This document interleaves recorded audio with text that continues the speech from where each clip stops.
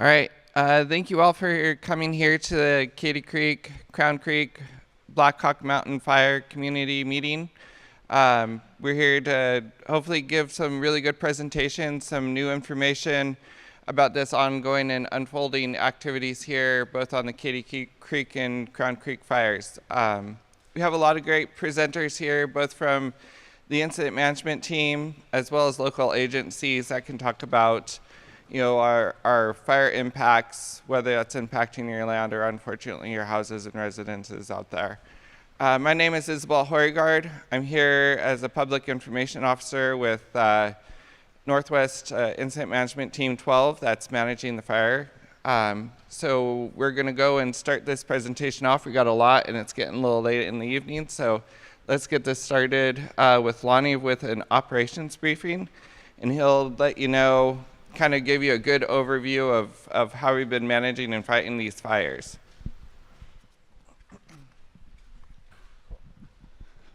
Good evening.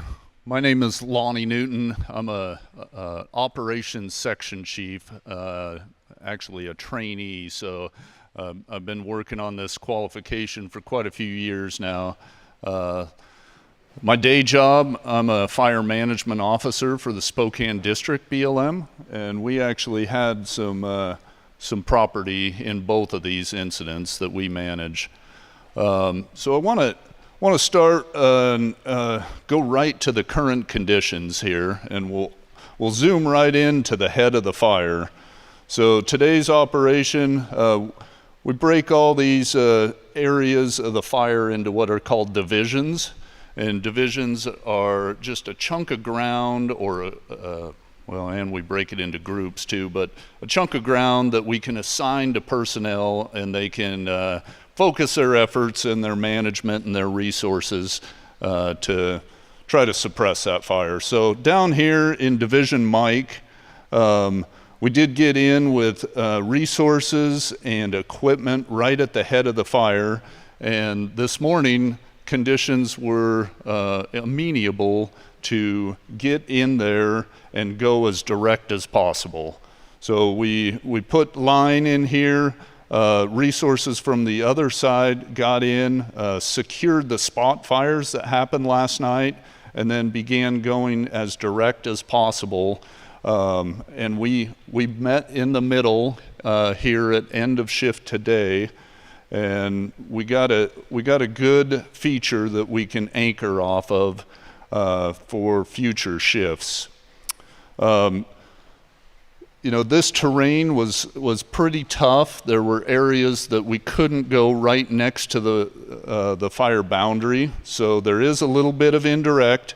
We do plan on putting a hose lay in that tomorrow, and then doing a firing operation to remove that fuel from the head of the fire and continue to secure that, and hopefully that'll curtail the continual spread of this fire down to the south. It's a good question. It's commonly people think of it as a backfire, but it's a firing operation to burn the unburned material between your line and the fire's edge. So a backfire would be to try to do something at the head of a fire to run it back into itself to stop the forward progress. So commonly people will mess that nomenclature up, but in our business it does mean something different.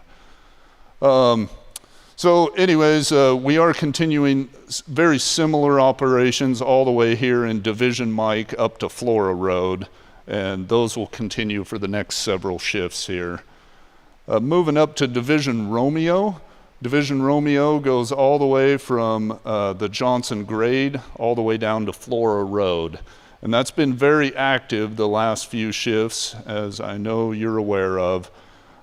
We did and are successful in getting a line in that ties Flora Road all the way into Hawks Road. And once again, we went as direct as we could and in defensible areas. So that line is in. We're continuing to prep it and secure what spots are outside of that line, and prepare it for that firing operation to once again limit the opportunities for that fire to move to the east. Up in Hawks and these residents up in here, the fire continues to back down, and we have multiple resources in there, crews, engines, dozers. Primarily, we're trying to go as direct as possible and put that fire edge out, secure that edge. However, there are some areas where the vegetation just doesn't allow that, and we're doing small firing operations with those personnel. Up here, there's a cluster of homes up in the north end there. We do have a water system in there. We have sprinklers set up. We've done a bunch of defensible space. We've staffed it, and right now we're successful with those operations. The fires continued to burn down to the Onion Creek Road, and we've been staffing that. We did pick up a spot fire last night. It was a little bit after this time last night, right by this drop point 230, or 230, and we were successful at suppressing that, containing that, securing it, no longer a threat. So moving up to the Blackhawk fire, once again, these are two separate incidents. Blackhawk up here to the north and Crown Creek to the south. On Blackhawk, we did integrate this road system that goes up. We've called it the Loop Road. There's multiple other folks that call it from locals something different, but that was successful. We improved that road, fire back down to it. We were able to get in there with resources and hold that. Moving on up, we constructed a dozer line and made it all the way up to drop point 200 there. This was a challenging area for us, challenging terrain. A couple days ago, we did get a spot fire, and that spot fire, we were successful at containing and suppressing it at 20 acres. And we continue to secure that now, and I don't see any further growth on that the last couple shifts. We continued with our line down this very steep hillside down here, all vegetated north slope, down to our drop point 224. And that's all in. There's crews in there climbing around on that steep slope right now, preparing the line for a potential firing operation. Very difficult work. There's snags, there's brush, there's rocks, but we're making good progress, and we hope to be done with all the prep on that by the end of shift tomorrow. So continuing around the loop here, we did get into this drainage. We constructed dozer line through that, and we're continuing to strengthen that throughout today's shift. Fire continues to back down. It's very near that line, but it is holding, and we have it all staffed. That line continues from drop point 224. It comes around to the left flank, and that side of the fire has also been a challenge for us. There's several homes right in off of the Johnson grade there. We've did indirect line, dug dozer line to try to minimize acres burned. The fire was pretty active, and it moved over, it backed into the line. That's successfully held, and we have people in there securing and stabilizing that particular event. So continues to back down off of that bluff, and once again, resources are there to suppress it. So moving down to our Division Charlie here, this is all along the Highway 25 corridor. Once again, very steep slopes in here. I know you folks are familiar with it, all timbered. This we have a primary line that's all in. It's been prepped. We've installed hose lays where possible and necessary. We have people and engines and dozers all in there. Right now, the fire behavior has been pretty benign. It's just backing down. It'll send a roll out, cause some fire. We got people right nearby it. We're allowing that to come down to the line so that it's a safe spot that we can suppress it and alleviate the threat from it moving off to the west. So today, we did have some pretty active fire behavior right up by drop point 110, and we did do some firing in there.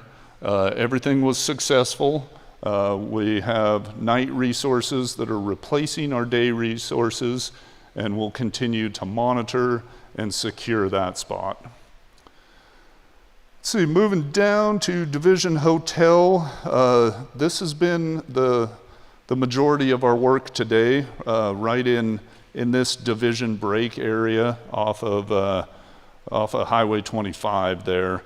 If you're familiar with this ground, there was a harvested unit there. There's slash in it. It's very steep. The fire did move into that last night and continued to back pretty actively all through the night. We completed indirect line, a primary line, and a secondary line if that one was to fail. And got in there this morning, staffed it. There's multiple people in there, multiple crews, engines. We have water tenders, and we began to nurse that down with some fire. And very successful operation, 2 to 3 foot flame lengths, and we have it secured on a dozer line right now that goes through the center of that unit, and that's held up for tonight. We'll resume the firing operation tomorrow and take it to a secure spot. Down further to the south, this gets up on the mountain. We've incorporated a road system where we have good access. The fire backed down to it. It was a good spot to anchor off of and build off of that line. So there's still some unburned material in between the road and the fire's edge that we'll have to address with the firing operation here in the next few shifts. This area right here, kind of, I would call it at the headwaters of Dead Medicine or Bruce Creek. This was also really troublesome. There was several landing piles in there. One of them did catch on fire through a bunch of spots. We were able to get a dozer in there and keep fire out of the other pile. And we utilized the dozer, crews, engines once again in this heavy vegetation and kept the fire off of this steep hillside off to the west there. So continue to have resources in there, monitor that, make sure that that's not gonna get up and climb that mountainside. We continued our dozer line all the way down along Lake, on Bruce Creek. There was a couple structures in here that you may be familiar with. We looped those with dozer line, had fire back up to it so we could protect those structures. We were all successful with that, and folks once again are in there securing. This fire is currently 12,365 acres, and the Blackhawk fire is just under 1,000 acres. So we do have multiple state mobilization resources. I believe there's 3 task force of state mobilization engines. These are fire district engines, like you'd see at a municipal fire station. You've probably seen them around. 3 of them on night shift, and I believe 5 of them on day shift. So a significant presence there. We've been going through all of the structures, doing structure assessments, having a presence, getting out there, identifying what structures we can improve, do mitigations around, perhaps if necessary incorporate some water sources to make those structures defensible. So an impressive workforce out there that has done a heck of a job. And you know, the last few nights, as you're well aware, this thing has been very active, and those resources have been instrumental in protecting those values at risk out there.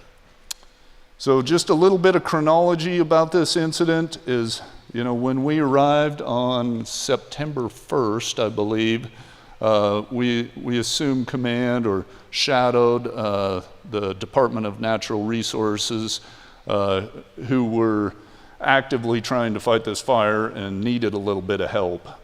I believe at that time, and don't quote me on this, but I think it was about 5,500 acres. It was solidly on this northerly aspect. We were trying to utilize some opportunities to go direct on the top of the mountain. That failed. There was just too much fire behavior, too many spots across the line. It wasn't anchored in. It wasn't a safe place to have resources. And as you know, we've had some record-breaking temperatures the last few days. I live in this area too. That was pretty abnormal to have 100-degree temps here first part of September. We were seeing relative humidities down in the low teens, and fire behavior was pretty erratic, to say the least. So nevertheless, the fire did start to move. Primarily it was moving in the late evenings. We tried once again with the resources that we had, put dozer lines in. It just was outpacing us. We didn't have the opportunity to prep those. A dozer line on itself, especially with those fire conditions, just simply will not hold a fire. We continued to drop back, and our hands were forced to just focus on the priorities that we could handle out there, which was point protection of those defensible structures during that one big push here a couple days ago. We've had a couple other events like that. Let's see, it's probably worth mentioning, you know, here in Hawks and Widow Road, we had so much effort and investment into the structure protection. We had to evacuate when the fire did a big push. It was all orderly, it was all as we trained, but there was 2 engines and a squad of one of the crews that had to go to a safety zone in one of the fields there and weather it out. They were all fine, it was comfortable, it was identified safety zone. We had good communication with them. Once again, that is all just as we planned, or train, I guess, but just to illustrate our commitment in there to try to save structures. So that's kind of a good summary of the Crown Creek fire. I won't belabor it. Let's go over to Katy Creek incident, and we'll talk about that briefly. So the Katy Creek incident is currently 2,422 acres. This is, let's see, just northwest of Kettle Falls here. It's up Nancy Creek. And the current conditions of the fire is we have a good anchor point and a lot of investments in securing this fire on the southeast side. So we did do indirect line up Nancy Creek, and the fire was backing down into that line, and it was coming down very benign, 2 to 3 foot flame lengths. We were able to suppress and secure that fire as it approached the road with our engines and our hand crews. We were primarily successful with that. However, a couple days ago, with those hot, dry, unstable conditions, we did have a group torch event. So a group of trees, larger trees, a significant fire behavior that pushed a shower of spots across the line, unfortunately, and that did back down to Nancy Creek. We had to pull our resources out of there. We're back re-engaged. Today we were trying to identify a line where we can curtail the continual spread off to the west in Nancy Creek. So there are some structures down here, right up from the gravel pit.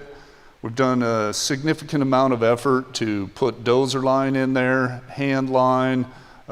We secured the fire as it came in off of the Forest Service ground.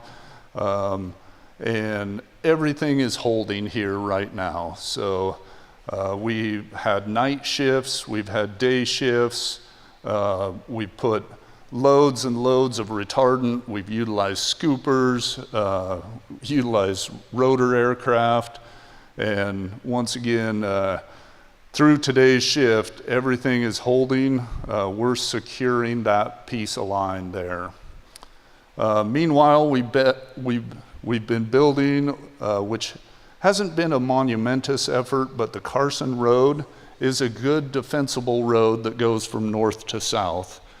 We put dozer line on that. 2 masticators are working in it the last 2 shifts, and I hope that we're finishing up here soon so that this will all be prepared in the event that our containment efforts fail here. We can drop back to a firing potential if the fire were to significantly move that direction.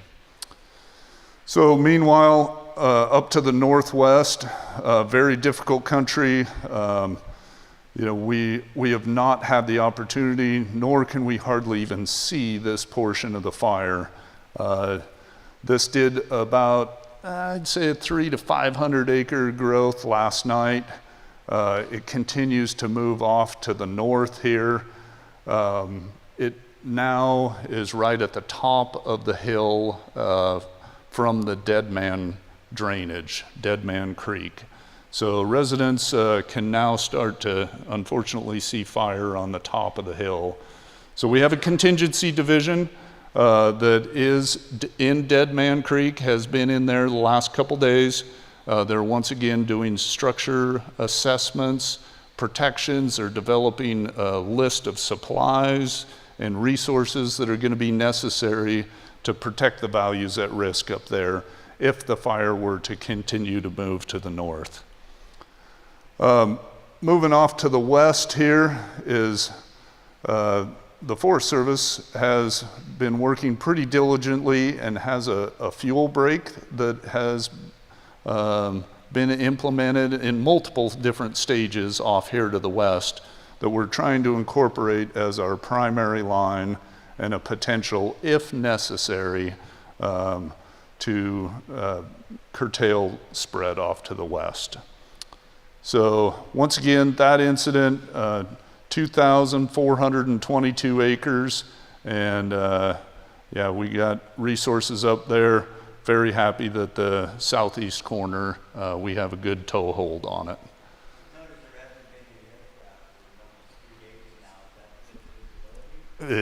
Yep. Question was, notice that there hasn't been any aircraft. Yesterday we ordered retardant for it, multiple loads of retardant, and we were hopeful we were going to put it on the north end and on that east flank, and then the air quality just deteriorated to where it wasn't safe to fly that in. So, yep, you're spot on. We had it on order today too, and it's just too soupy out there.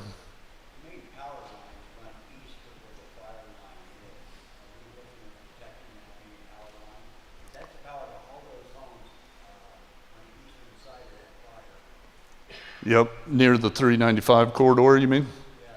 Yes. Yeah, yep. We certainly have, yeah, that's a part of that contingency group's efforts, is to assess those, identify those hazards. We've been working with the local municipalities, even on the Crater Creek incident, to ensure that we can do what we can to protect those investments. And as well, they've been really good to work with. In areas like Hawks Creek, we had to temporarily shut it down for firefighter safety. So, good question. Well, I know questions are reserved for the end here, I believe, so thank you. I'll pass it on to the next presenter, and I'll be available for anything more.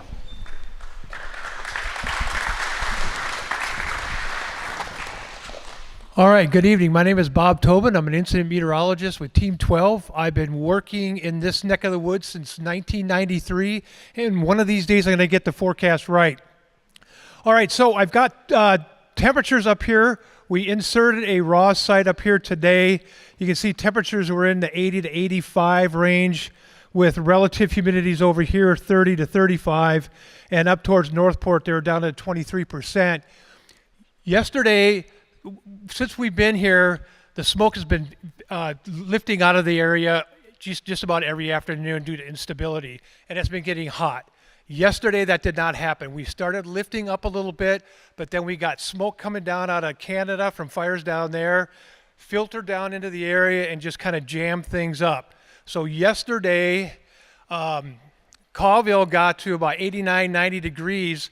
Northport stayed clear yesterday, and they were 102. So that's the difference that we can see up here. Today, we only saw temperatures get into the 80s. Down here in Colville, we were only 78, 79 degrees. So that smoke is really hanging in here, and it's having a huge effect on what our temperatures are. Now, we're going to go into a transition here for the next couple of days, and we'll talk about that so we get into this. Give me the next slide, please. All right, so this is a satellite picture that I get from the University of Washington, and they're pretty good stuff. It's the eye, I call it the eye in the sky. And what we're looking for is areas of low pressure systems and areas of high pressure systems. These are 500 millibar heights showing the areas of high and low pressure. This is the ridge of high pressure that's been over us for about a week, 10 days or so, that's allowed the temperatures to get so warm. Now we're starting to see that this thing is breaking down. We've got a low pressure system here and a low pressure system here, and then way out in the Gulf of Alaska, we've got a low pressure system here. And these are all going to come into the forecast here over the next 7 days. So we're going to see a big change. Okay, give me the next one. So now what I'm going to do is I go to model data, replicating the same thing. So here's that low pressure system with a lot of energy. Here's that one upstream, and here's the next one. So I know what I'm looking at makes a little bit of sense, at least to me anyway. Okay, go ahead and give me the next one. So this is what we had going on today. This is a movie. All right, so we've got all this smoke up in here, and I don't know if you can see this very well. We've got all this smoke up in here that just locked in the temperatures, kept things pretty stable. But down here, these are all fires that took off along the east slopes of the Cascades where they did have clear air. They did have more unstable conditions. They did have hotter temperatures, and they had lower relative humidities, and off they went. And that's been us the last couple of days. When we've gone off up here, we've had that clear air. Down here, these are thunderstorms coming up. And you can see the lightning, that's these little flashes. This is what's coming at us the next couple of days. Okay, give me the next one, please. All right, so this is a movie as well. So this is the smoke. This is a model of what the smoke's going to do over us. And this blue is just really deep, thick smoke. You can see clear air down in here where they had those thunderstorms going on. Go ahead and can you run that one more time? And this is going to stay in here for the next 24 to 48 hours and keep us capped off for a little bit. I should say the next 24 hours.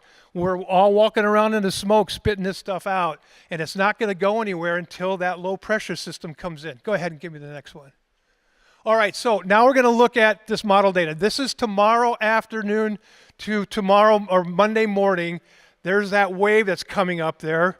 And that's the energy that's going to get going. We got this nice little wave coming up.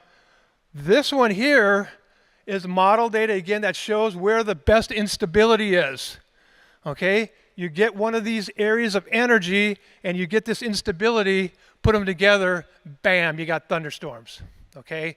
Because we have very dry air in the atmosphere right now, they're all going to be high base as they're going to start off as dry thunderstorms, which is something that most firefighters don't want to hear because the moisture comes in so high off the Pacific that you get lightning, but you don't get any rain with it. It's called dry lightning. Okay, and those are usually red flag warnings. As we go out into the future, that's going to change. So go ahead. So that's for tomorrow night, tomorrow afternoon, tomorrow night. So by Monday morning, we've got a little bit. Now, this is along the Cascades. Of course, they're going to get a little bit more. We got a little bit of rain coming at us. These are two different models. I like to compare them to see if they're on the same track. And these are. I like what I'm seeing here. Showing a little bit of rain, but not a whole lot over the next 24 to 36 hours.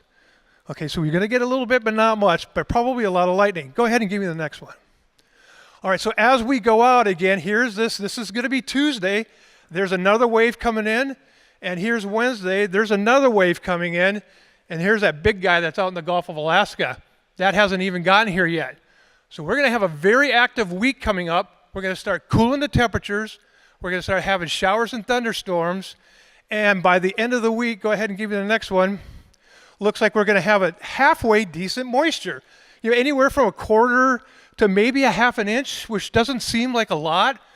But the whole month of August, we got 2100s in Spokane.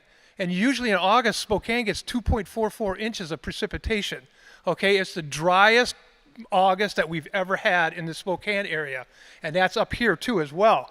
So anything is going to help, okay? Will it be a season or a fire-ending event? No, it's not going to be. But it's going to help. Temperatures are going to cool off. Relative humidities will come up a little bit. It'll give a chance for Lonnie and his guys to get a toehold in there, get some good stuff going on, and maybe we'll get some work done here. Go ahead and give me the next one. All right, so what I do for Lonnie and the rest of the people is I put together a matrix of what the temperatures are, relative humidity, the chance of wetting rains, and the chances of thunderstorms. And I put in nocturnal, forecast headlines. Nocturnal thunderstorms are always bad juju. You know, nobody wants to hear about those because they're high base, not a lot of precip. And we don't have a lot of precip in there. You know, but we're going to start picking it up a little bit by tomorrow afternoon, and then we increase as we go out to the week where we've got a 55 to 65% chance of wetting rain, and a wetting rain around here is 1/10 of an inch. So as we go out, you see the temperatures are going to be up a little bit tomorrow, but by Tuesday, Wednesday, we'll be down in the 70s. That's more like fall around here, and our minimum relative humidities are going to go from a 20 to 30% to 50 to 60%, okay? Now the firefighters have a chance to get a toehold in there. Things will slow down a little bit, and they'll actually have a chance to get going. And report. One quick question, please. I'm sorry. The winds have been very calm so far during these fires. With this moisture coming in, is that going to kick the winds up? It will, yes. So what are we looking at? Well, we're not 100% sure yet. Because when you start getting these dry cold fronts, you get gusty outflows that could be 30 to 40. When you get these high base thunderstorms, you can get gusty outflow winds because they're so high in the atmosphere, 30, 40 miles an hour, are not uncommon. But they're isolated. It's not widespread. It's not like you got a big cold front coming through that brings a 40-mile-an-hour wind from the Canadian border all the way south of Spokane. It'll be here and there. But that'll be short-lived, only for the first, for Sunday afternoon, maybe Sunday night. And then we don't have a lot of wind in there. I'm looking at, 5 to 10 miles an hour mostly.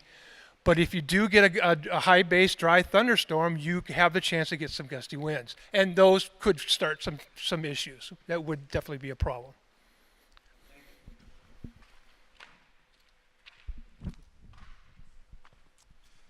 Hello, my name is Herb Hippler. I'm the Fire Chief of Joint Fire District 3 and 8. I'm going to talk about the Katy Creek fire. That's up on the Deadman Creek drainage. So my goal is to keep you guys safe, right? I'm trying to keep you guys in your home as long as possible. But when it comes time to leave, we're going to ask you to leave, right? Because it's going to get hairy. So my trigger point is if we have any spotting over that Deadman Creek drainage, see any fire activity crossing that creek, we're going to put the whole area into a level 3, which means go now.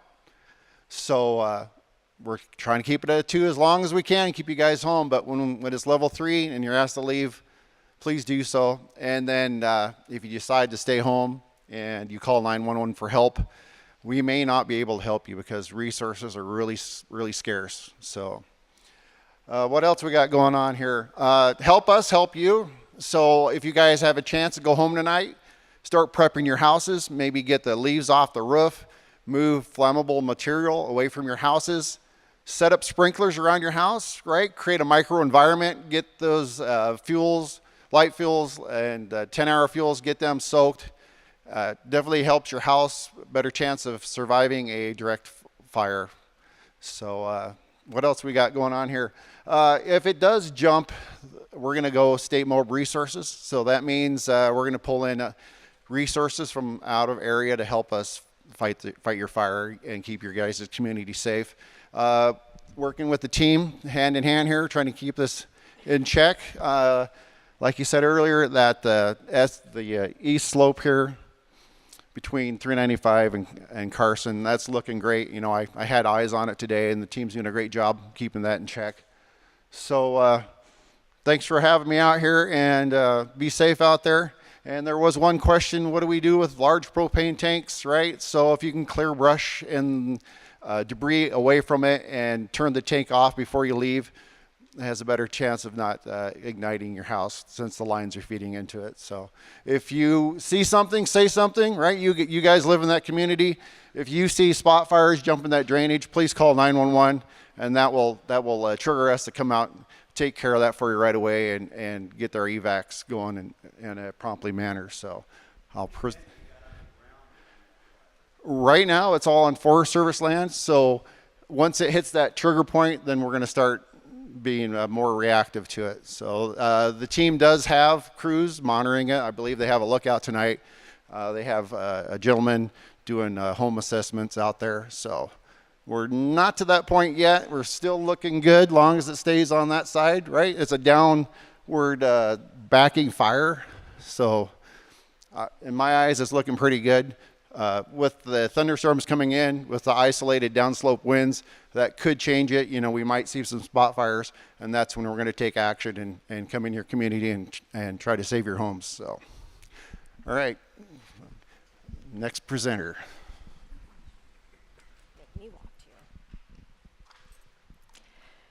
Hello, my name is Adina Sellers. I'm the Director of Emergency Management from Stevens County. So who in the room has received a hyper reach in the last 6 days? Okay, I send out those hyper reaches. I'm glad to see not a lot of the room has gotten them. So our hyper reaches are what Herb was referring to here in Stevens County, our emergency alert system. If you have no clue what the word hyper reach is, I need you to go home and Google Stevens County hyper reach and sign up, because otherwise you aren't going to know when we need you to leave your homes. So level 3 does mean leave now, and we have level 3, level 2, and level 1 going on. Once we have a fire established, we update our 2s and 3s rather regularly. We don't really tell you a level 1 unless the fire is moving rapidly, because level 1 means be aware. And honestly, if you are not aware that we have an 11,000 acre fire in our county, my text isn't going to help you realize that. What we did is, if you have gotten these hyper reaches, you can realize that sometimes you can get multiple hyper reaches. It's not the best emergency alerting system. It will notify a road, but it doesn't know left from right, north from south. And so what we do is we try to put descriptions in there, but Stevens County has also developed an interactive GIS map. So if you go to the Stevens County website, right there in the gigantic header, it'll say evacuations. You click on that, and that is an interactive map. You can type in your address, you can turn on roads, you can turn on your fire districts, you can see weather. It has the outline of the fire. We ask that if you get a hyper reach, please go to that map and check and see where you are in the evacuation, because it is not a perfect science when we send those messages out. I also ask that please have just a moment of grace. If you go to the website and it's not quite working, refresh it. Just give me a minute. I update the website, I update HyperReach for you, I update Facebook for you. I am a one-woman shop, so sometimes I'm trying to do it all at the same time, and sometimes you guys beat me to the map. And then I get some very snarky comments about, well, the map doesn't seem to be up to date, and I just got a hyper reach. I'm like, I'm aware, because now I'm doing level 2 hyper reaches, and I haven't gotten to the map yet. But I swear, within a 5 to 10 minute time frame, I try to get it all in there and get it updated. I should also caution you that my background is not in GIS. And GIS is exactly what this map is. So occasionally your map may turn out and be in extremely bright colors or extremely dark colors or look a little funky. And that is because I am desperately, for your sake, trying to update this map. I probably have the coordinator who is in bed on the phone waking her up going, I've messed up the map. I need somebody help me right now. I did something, I clicked something. I am there, I am trying. If I really mess up the map, I take a quick picture and I just post that on Facebook. So we try to get you covered, but please have some grace. I'm trying to have some grace. Work with us a little bit. Road closures. There's been a lot of confusion. If you see it, if you hear it, do not repeat it unless you see it on my page. Highway 25 is not closed. If I have WASDOT reach out to me one more time asking me why I'm telling everyone Highway 25 is closed, I'm not. So please don't pass it. If it is closed, believe me, it will be very obvious. We are not going to hide the fact that Highway 25 is closed. So stop that rumor. Johnson Grade at 25 is closed. Fora and Hawks at Onion Creek is closed. Onion Creek at Williams Lake is closed. Dead Medicine Road at Williams Lake is closed. So here's a quick clue. If you want to know if a road's closed, think, would I be driving into the fire on this road? If the answer is yes, the road is closed. We are asking that you do not take these roads. We have fire traffic going in. Hopefully we have people evacuating out. We don't need anybody else on those roads. So if you can keep those roads clear, greatly appreciate it. The other great rumor that is going around, that I just love Facebook, I'm sure like the rest of you do, the governor does not hate our county. I know that we would like to think that he is thinking of us right now and just getting back at us, but he does not. I am in communications with the governor's office. He is very well aware of the situation. There are certain criteria for us to qualify for certain levels. It seems shocking, believe me. This takes me right back to 2015. How we could not qualify for something seems shocking. We do not qualify. I don't think I have to tell anybody here about a certain agency that begins with an F and the ups and downs that have been happening. It is really hard right now to understand what is allowable through FEMA, what is not allowable through FEMA. We are trying. We have federal declarations that have been completely filled out and they are submitted and they are sitting there. If we get that threshold, we will send them in. But I can tell you right now, if we send paperwork in early, we get one shot. That's how they're treating it now. One shot, and if you are not eligible, you go to the back of the line and you have to plead your case. So we have to make darn sure when we submit this application that we're at the peak and we qualify, because that's just how it is now. I don't like it, you don't have to like it, but please understand my office is doing the best I can to get more resources to our county. Everybody's working with us. We have our legislature here. Our representatives are paying attention. They are listening. We've got your backs. Once again, I'm going to ask for a little grace. So thank you. Also, outside, you will find there is a recovery survey that you can scan, a QR code. We're going to start to distribute it. The recovery survey is if your land or your home was affected, we need you to fill it out. We have the Conservation District here with valuable information. NRCS participates, USDA. We've got your back for when it hits the fan. We're already focused on recovery, but we need to know who you are and that you want assistance. So fill out the survey. We're going to have more community meetings later. We're going to talk about timber, grass. DNR representatives will be here. We've got you covered. We just need you to fill out that survey and let us know your status. And I think that's my time, so.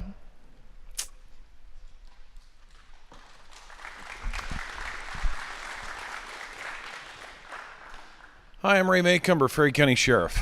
I'm here to talk about the Katy Creek evacuations and two things in particular. First and foremost, the inconsistent messaging that came out last night via our Everbridge, not HyperReach, that we have in Ferry County. Long and short of that situation is that we received recommendations for evacuation levels from the team.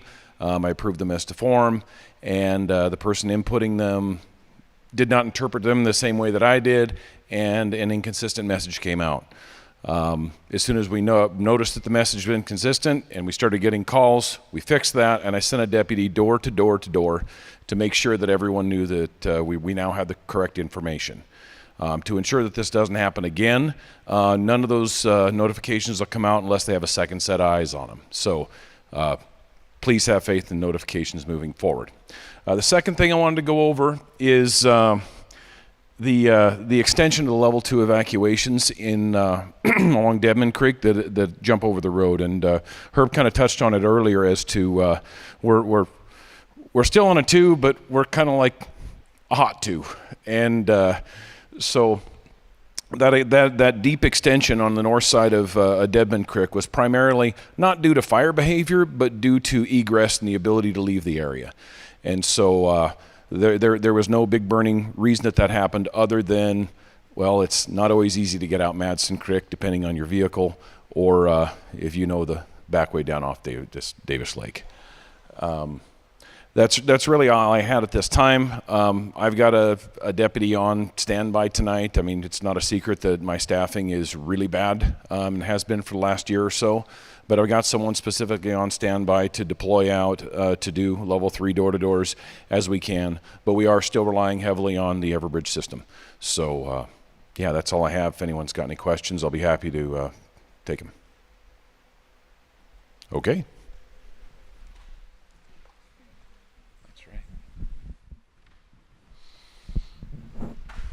Hello, everybody. My name's Travis Fletcher. I am the agency administrator for the Forest Service on the Katy Creek fire. My day job is I'm a district ranger over in the Republic Ranger District. Worked on this forest more than 20 years. Been in the area, managed fires here for a good long while as well. So appreciate everybody being here. I also appreciate how stressful it is to be living around a large wildfire. So what I want to share is just the fact that this is a full suppression strategy on the Katy Creek fire, on all of these fires. And what we've asked the team to do is engage in firefighting where there's a high probability of success and where it's safe for firefighters to go in there and do that. We've also, you've heard mentioned a little bit tonight about values at risk. And so we have a list that we, as the agency administrators for the various agencies that the team is working for, we've put together a list of those values. And at the top of those values are homes. And shortly behind that is infrastructure, power lines, roads, railways, Columbia Cedar Mill, those things that are of high importance. Private property is high on that list. And so I just want to let you know that we have a lot of confidence in Northwest Team 12, the incident management team that's here managing that, and they're focusing on those priorities that we've laid out and discussed with them. And that's why those efforts that are being done on Katy Creek are out there on the east side of that fire, and they're on that Deadman Creek drainage, because that's where those high values at risk are. And those are the areas where we want to have them focus. And there are fewer values when you go west and further onto the Forest Service land. So we want to do the right thing and try and keep your property and your home safe. We appreciate all the cooperation we have with the team and all of the partners, the Sheriff's Office, Emergency Management, County Commissioners, all of that. And I just also want to leave you with the fact that we, the Forest Service and Washington DNR, are really in lockstep on what the priorities are, and the direction to the team is consistent from us, and that feels really good to be on the same page and have the same set of priorities and values as this team works to keep you all safe and fight this fire and put it out eventually. So that's mainly what I wanted to cover. So thank you, and I'll be around later if anybody has any questions for me.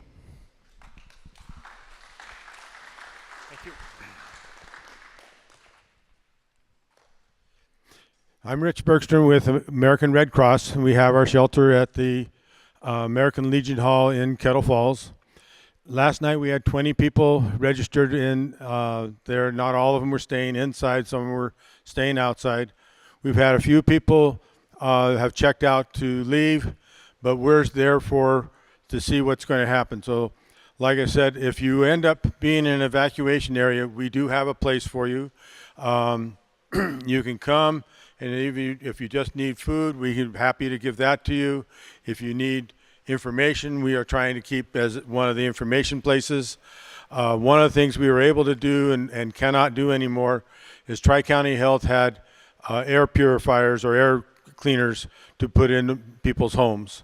All those are gone. We've handed them out. Tri-County handed them out all over.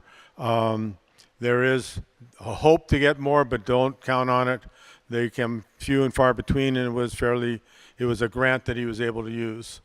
Right now, we're trying to gear up to be there. We're expecting to be there for a week or two, at least. So we're there for a long version. We're starting to get people coming in. We have a site manager from North Carolina that's in. We have some other people from other parts of the country coming in. We're always looking for more volunteers. We have a very small group of volunteers up here in Stevens County and Ferry County. So if you are interested, we'd really like to increase that number that we have. If you have questions, you can ask now or ask me. I'll stick around afterwards.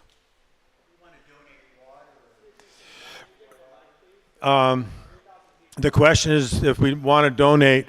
Right now, we have plenty of water that people have been dropping off. We don't need more water at that. If you are in a place that's been damaged, and we have a couple places that the fire has damaged the water system, you may come and we have water to hand out to people. Right now, we're not looking for a lot of donations of that type. It's just because we have the water, we don't need more water. It's a storage problem. The American Legion Hall is not huge, but we have room for more people to come, and we'll make arrangements, and we're looking forward to seeing where else we might be able to move. That answer your question okay? Okay, thank you.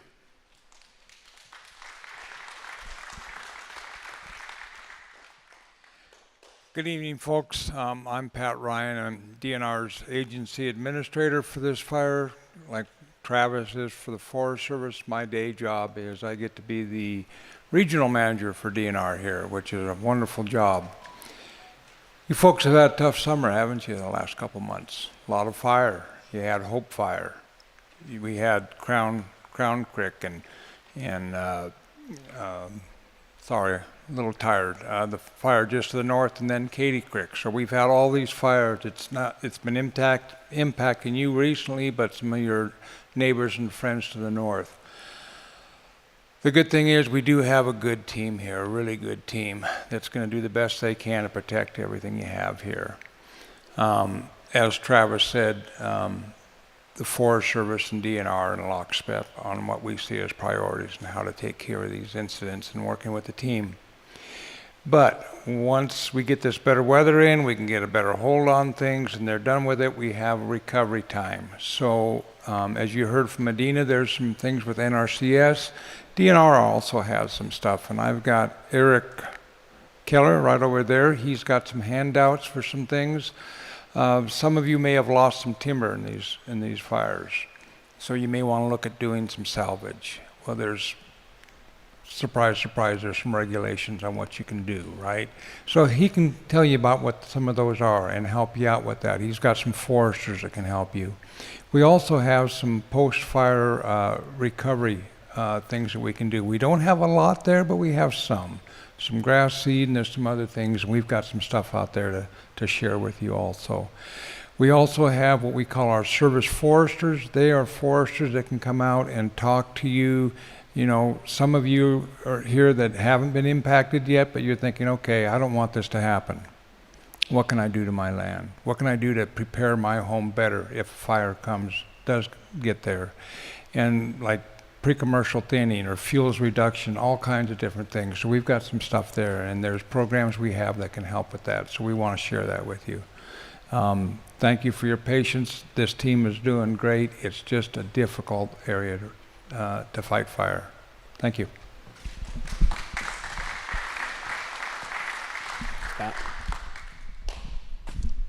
Hi, good evening, everybody. My name is Jeff Bouchard, and I'm the Deputy Ensign Commander with Northwest Team 12.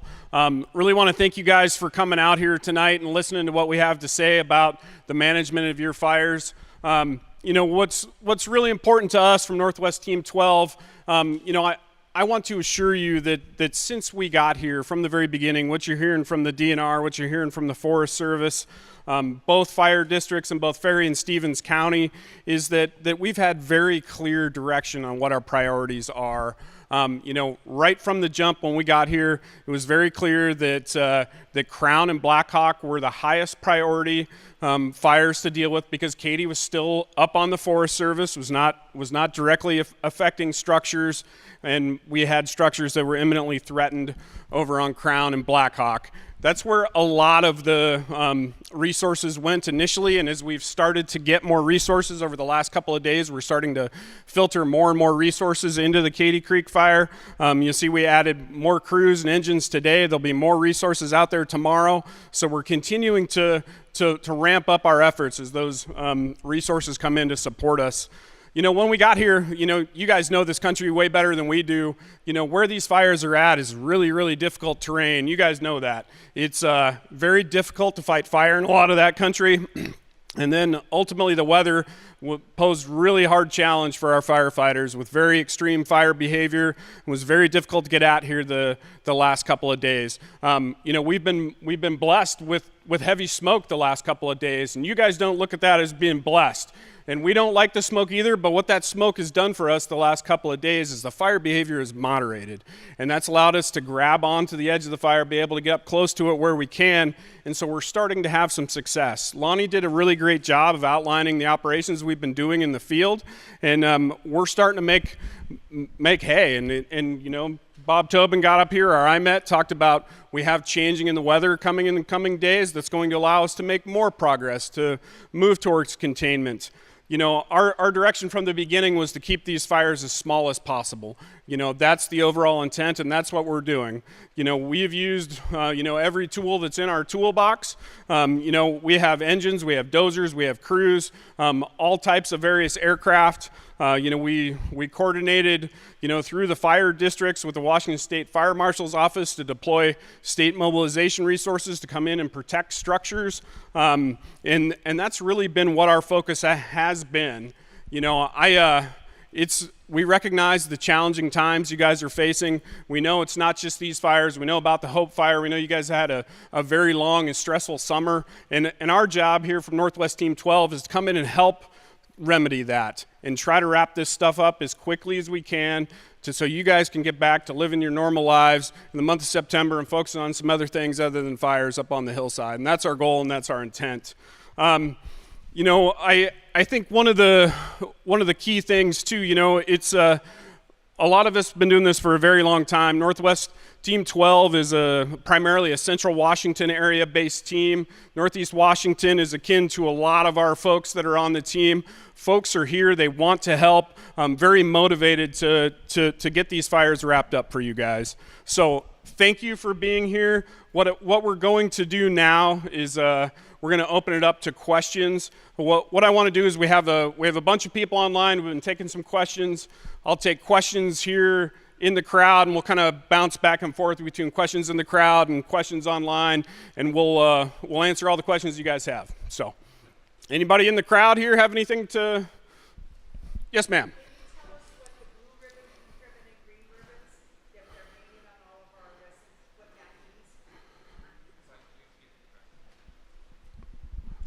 The question was, can you tell us what the blue ribbon, the green ribbon, and the pink ribbon is?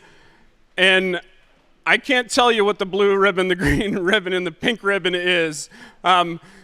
as our resources are out in the field, they typically will hang flagging for one purpose or another, but there is no standard, there is no configuration as to what that flagging is for. That could be for any number of purposes, is to just numbering the structures. This one's down here. That's what I can answer. I'm sorry I don't have a better answer for you from that one. Yes, ma'am.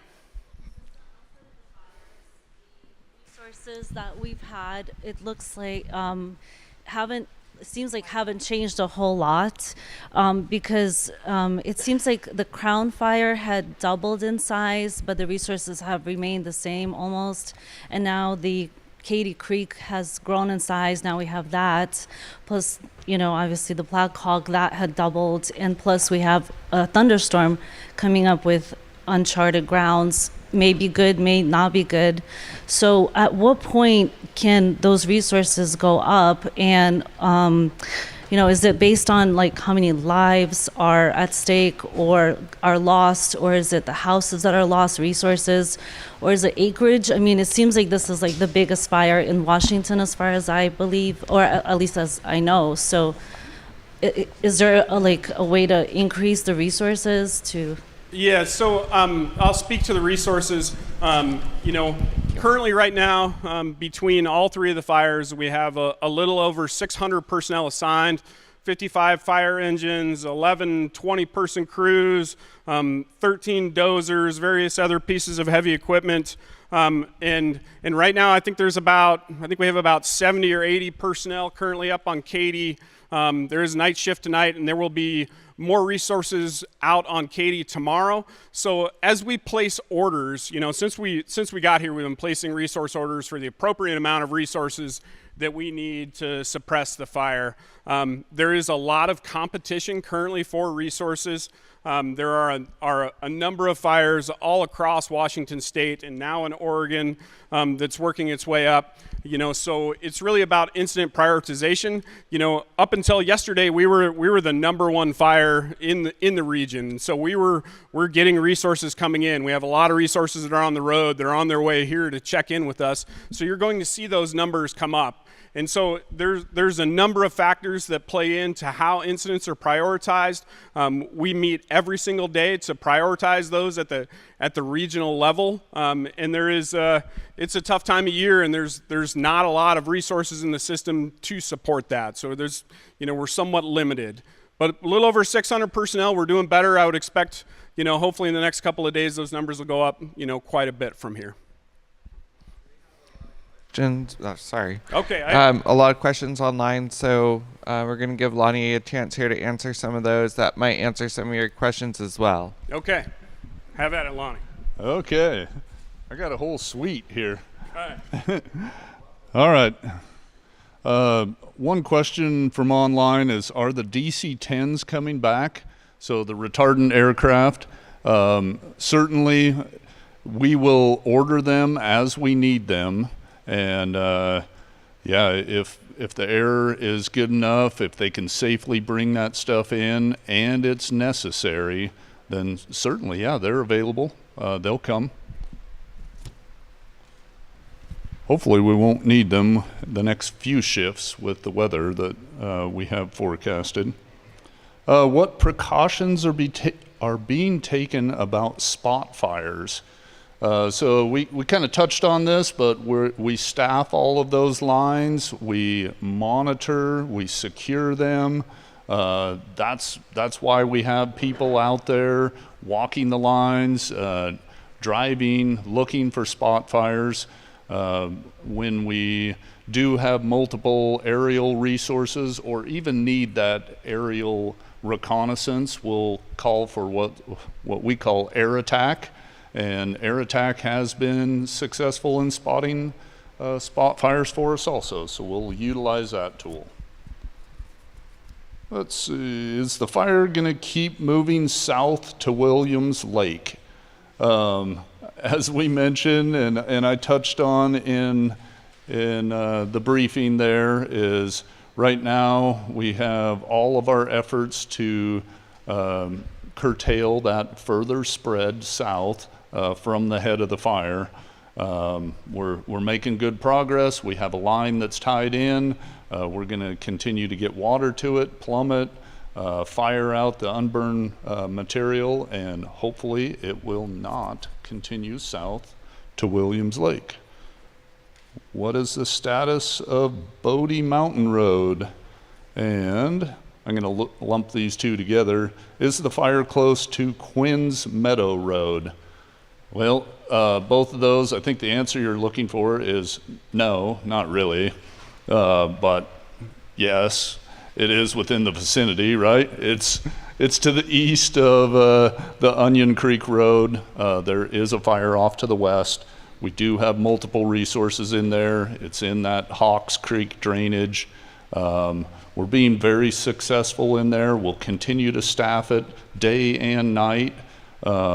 So Bodie and Quinn's Road are one of our priorities, and we will do everything we can to keep fire out of there. Any specifics available for the southwestern tip of the head of Crown Creek?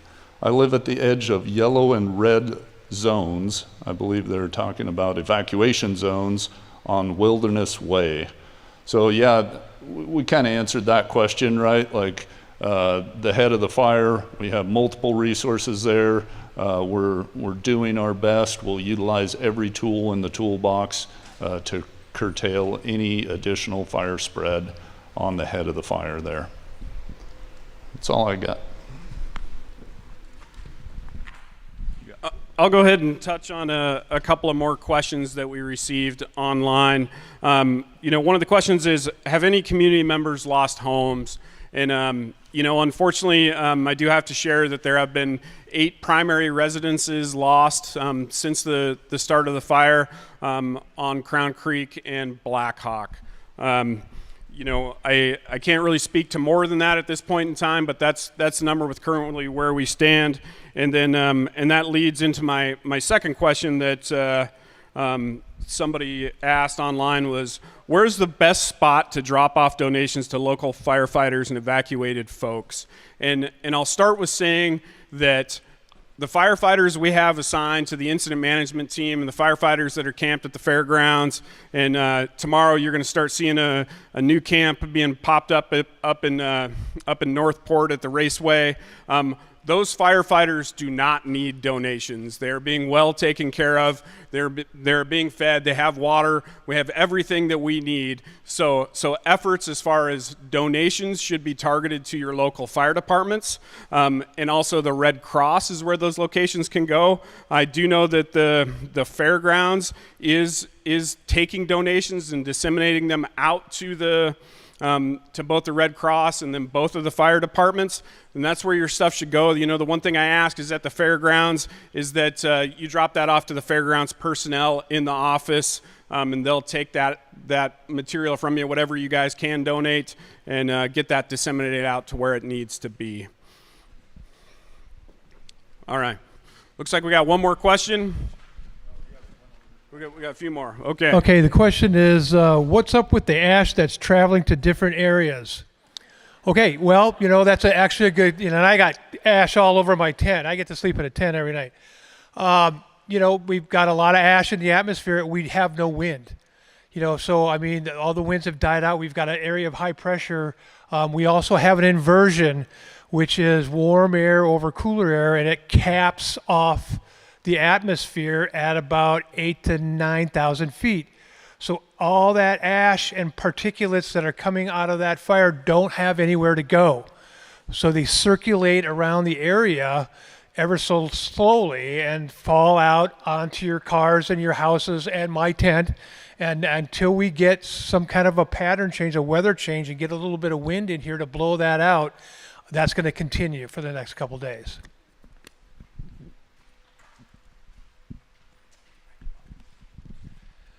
Okay, my question is, any plans to shut down logging? What I can tell you is that every week, a group of professionals from the agencies and counties and fire districts get together and take a look at conditions all over eastern Washington, not just our part, but the whole east side.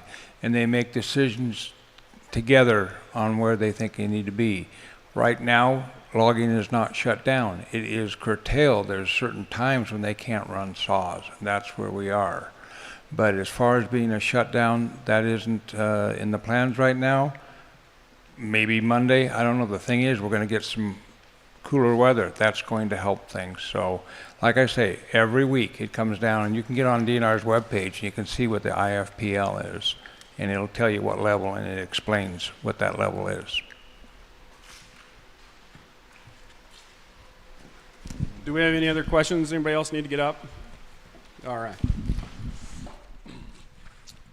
All right, this one's directed to the Deadman Creek area. It says, we have recreational property, and do we need to move our equipment out, or is it better to stay? Right now we're a level 2. If you got a nice camper up there, definitely go up and get it and move it out. So if you can, prep your house, prep your property for fire while you have the chance, and be safe out there. All right, next question. All right. All right, I'll go ahead and take it from here. I got 2 questions. The first question was, were air resources deployed when the fire started?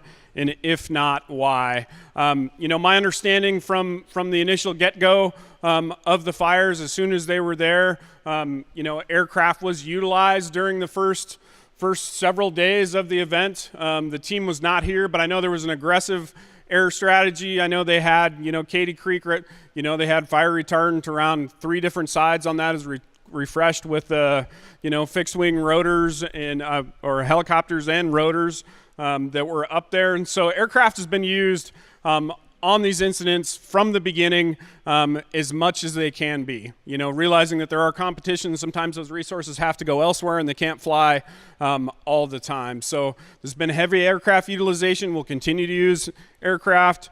And then the next question I have kind of goes into, the overall suppression, and is what is the criteria to increase containment? And so, what containment means is, we get a fire line in, and whether that's a road or a dozer line or a hand line that we've put up the hill, and then fire, that's directly on the fire edge, and it's, we go in and start to mop that up, or it's an indirect piece of line, and then we do the tactical firing operations that Lonnie was talking about and get fire secured to that edge, then we have to mop that up, which means that, we've got to deploy water and hand tools and actually go in there. It's very, it's laborious work.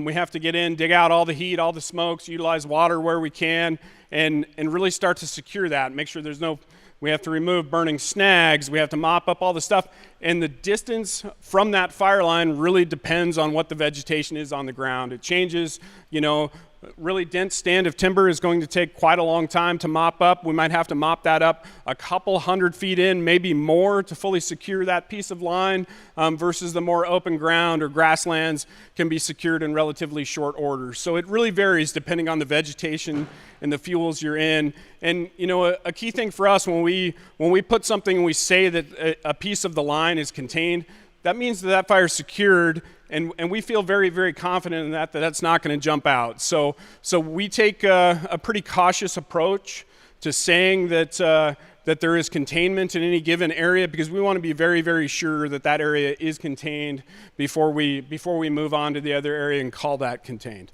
if that makes sense.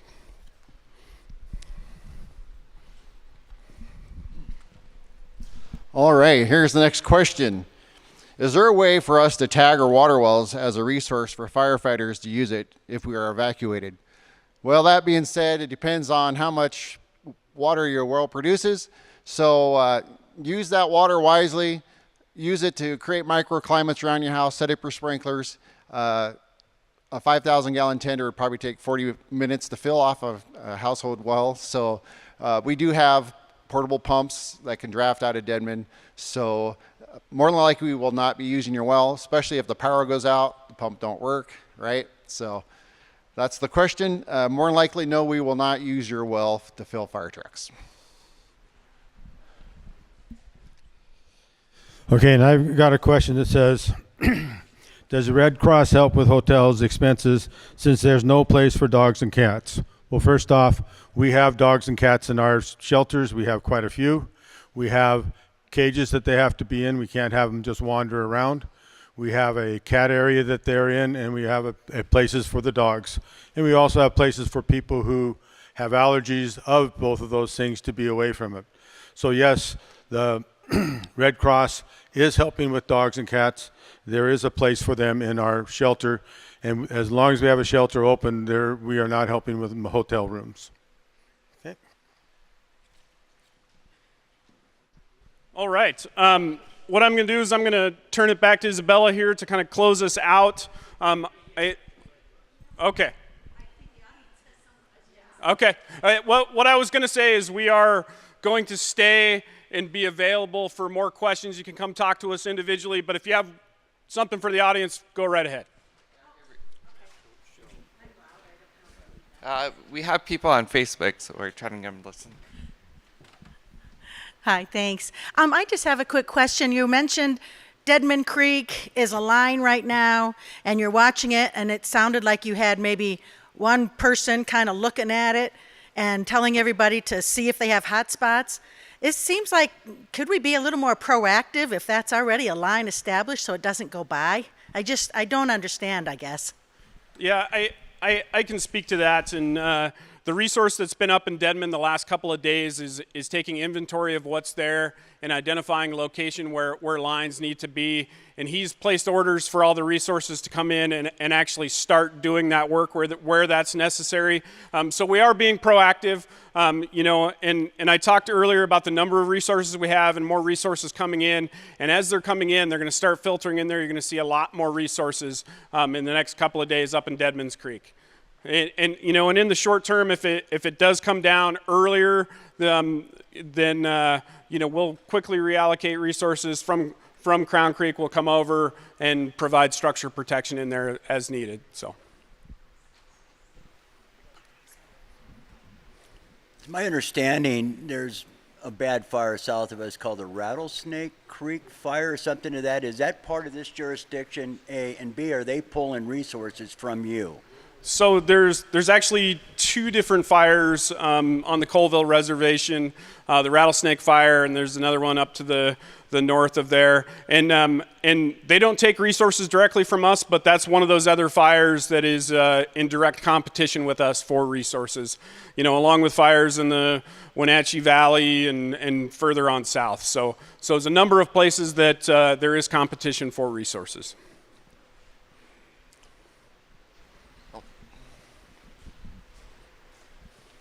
Young lady that is trying to juggle all these plates in the air. I was just wondering, you were saying that until you reach a certain threshold, I was wondering what that threshold is, that the state's not going to release any of its resources, and what resources are available at the state to release at this time? So it's not so much not going to, remember Facebook. It's not so much, it's a different type of resources that the state's going to do. So the state can advocate for us for more federal funding, and a lot of that isn't firefighter resources. Like right now, they're not lying to you. We're tapped out. Every single fire that happens is another fire that's competing resources, and there just are only so many planes and helicopters and men and women and fire trucks to fight all these fires. Instead, what happens is you start to get other support, and so things like my department then steps in and I get additional support. But until we kind of break that threshold where a lot of times, to be honest, if you've looked at the FEMA numbers, it's how many households are impacted. So in Hope Fire, it was really hard because Hope was huge, but there weren't a lot of primary homes impacted. It was a lot of recreational, maybe people live there 6 months out of the year. Lake Spokane was also equally hard because there was a lot of people down there who never got addressed and just were kind of living on property. And it's really weird, but when you get bureaucratic, people like addresses for you to prove that this house is impacted. And so right now what we're doing is we actually have enough houses in the red zone that are impacted. What we have to be at is we kind of, and this is the part where it's a guessing game, we have to be at the peak and know we're at the peak when we pull the trigger. And right now we can't say that we're at the peak. And so we're trying to assess. We haven't outsourced our Colville resources. We have access for people. Red Cross hasn't maxed out their resources. Rural Resources hasn't maxed out. So really, from the governor's side, like one of the things that I'm talking about them is a social impact. We're declaring a social crisis where I let Department of Health, I let the hospitals know, I let all of those agencies know, I now have people in crisis and I need your organizations to step up and help me. Money doesn't come with it, just people and organizations come with it.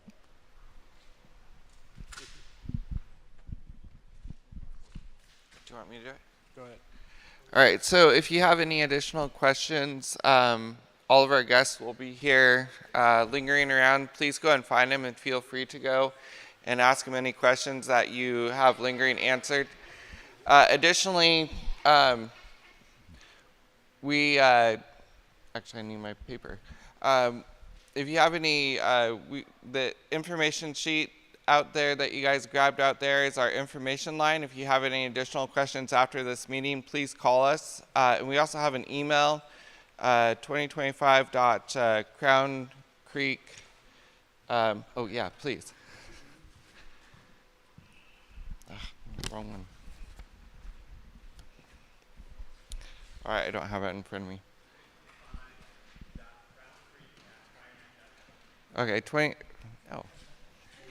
thank you. All right, 2025.crowncreek@firenet.com, and our fire information number is 509-903-8155, and we generally answer those by 8 a.m. to 8 p.m. Anyways, again, thank you for everyone attending. Thank you for the Kettle Falls School District for hosting us here. We really appreciate it, and thank you for all your time out here. Have a good night.